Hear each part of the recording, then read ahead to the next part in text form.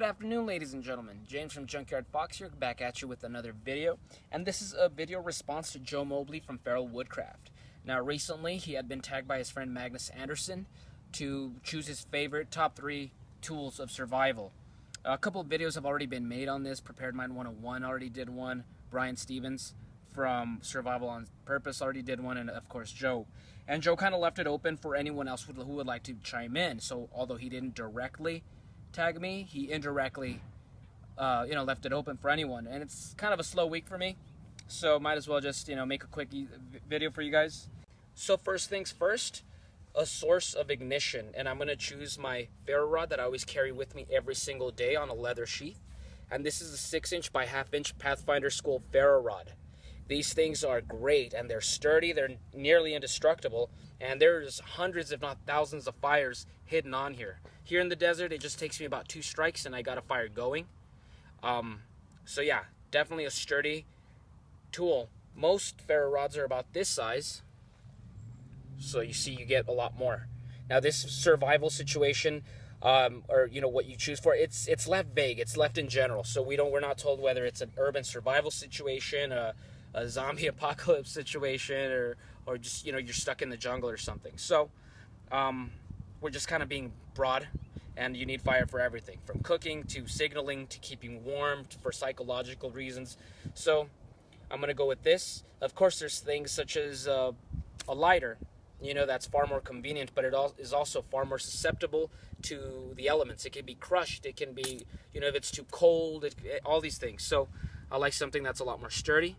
And like I said, I always have it on me every single day beneath my shirt. So short of getting my clothes stolen and I'm lost in a survival situation completely naked, I'm going to have my Ferro Rod on me. So first choice is a Ferro Rod. Next up is my container for boiling some water. So it's going to be a metal container. Of course, like I said, everyone's really going to go with this because water is essential to survival.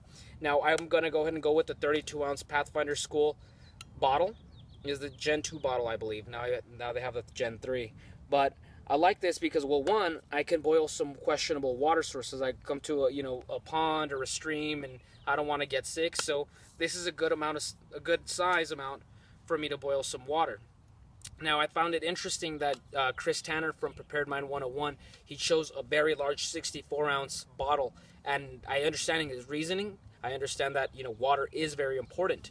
But like I said, we don't know if it's going to be 3 hours or 3 years in a survival situation. So because of that, I would prefer something that comes with a nesting cup. Reason being is because water's important, but cooking food and making medicine is also important. So this gives me an improvised pot and a pan. So whether I'm boiling some meat or frying something or I'm making herbal medicines, I have a secondary source. And not only that, but even though this only holds 32, this itself is 25 ounces right here. So if I do come a good amount of water source, a large water source, and I am very thirsty, I could just fill both of these up and just boil them, and I have a good amount of water. So I'm going to go ahead and choose this for my container. And my tea's about cooling off by now, so cheers.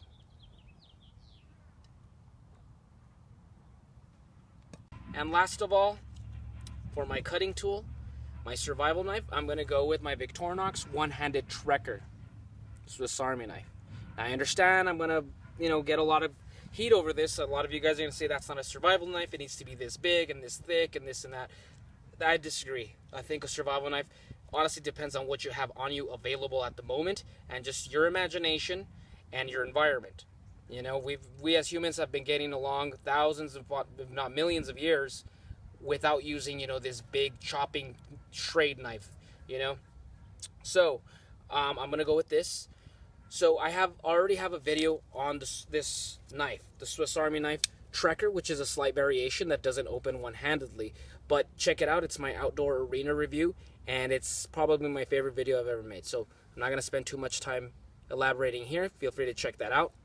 Anyways, another reason is I always have it with me every single day. Yes, I have K-bars and I have, larger knives at home and in my vehicle. But what if something was to happen when I'm away from my vehicle, or my vehicle and my gear are stolen?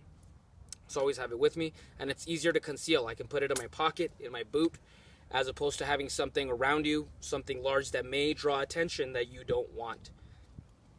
So that's my reasoning for this blade. And another thing is, one, I live in the city, and guys, it's 2016. You know, man-made things, garbage is everywhere, and you know, so chances are something was to happen, most of us are going to be found in an urban scenario in the city. So I'm going to go with something that, yes, it cannot baton, I understand it can't chop, but you know what, it has a cutting tool, I mean, it has a can opener. Yes, your knife can do that as well, but what if you chip it? What if you damage it? I'd rather just have something like this for that. Bottle opener, screwdrivers, it just has far more versatility for, once again, in this survival situation in the city. And I can work with it in the wilderness as well. So that's my choice for my cutting tool. Guys, that's about the long and short of it. Now I want to hear your opinions. Feel free to go ahead and chime in. Did I overthink something? Did I neglect something? What would you prefer? Is there a better product that, you know, for a container or for... I know the knife's going to be quite a heated debate there, but that's my choice. Okay, guys, now it's my turn to go ahead and choose 3 people. See what their responses are for their 3 preferred survival tools. So, without further ado, let's go ahead and just get some guys tagged on here. So, Leo from Irish Zombie Nation, buddy, I always love your videos. Always an interesting guy. I want to see what you got. Okay, Chris from Black Rifle Survival. Once again, buddy, you're tagged. And Micah from Bear Heart Outdoors. So, go ahead and guys, let me see your 3 tools and why, the reasoning behind it.